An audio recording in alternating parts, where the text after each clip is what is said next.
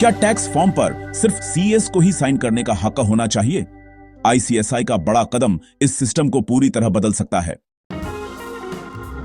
Institute of company secretaries of India या फिर ICSI ने सरकार को प्रस्ताव दिया है कि कंपनी सेक्रेटरीज मतलब सीएस को भी टैक्स फॉर्म्स पर साइन करने का अधिकार दिया जाए। अगर यह मंजूर हो गया तो टैक्स प्रोफेशनल्स की दुनिया में बड़ा बदलाव आएगा।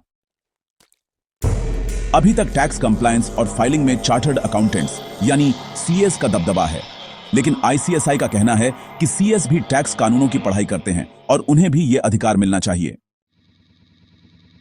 अगर सीएस को यह अधिकार मिला तो हजारों नए करियर ऑप्शंस खुलेंगे और टैक्स कंप्लायंस का खर्च भी कम हो सकता है। लेकिन दूसरी तरफ सीएस का कहना है कि टैक्स कंप्लायंस में एक्सपर्टीज की जरूरत है और सीएस को यह अधिकार देने से गलतियां बढ़ सकती हैं, जिससे सरकार को रेवेन्यू लॉस हो सकता है। तो अब सवाल है, क्या यह प्रोफेशनल राइट्स का विस्तार है या सीएस की मोनोपोली तोड़ने की चाल?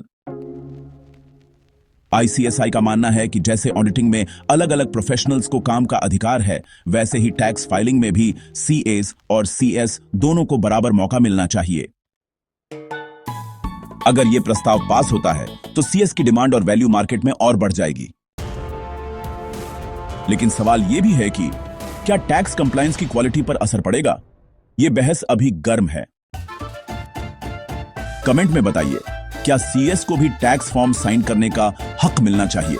और ऐसे ही टैक्स और फाइनेंस अपडेट्स के लिए सब्सक्राइब करना न भूलें।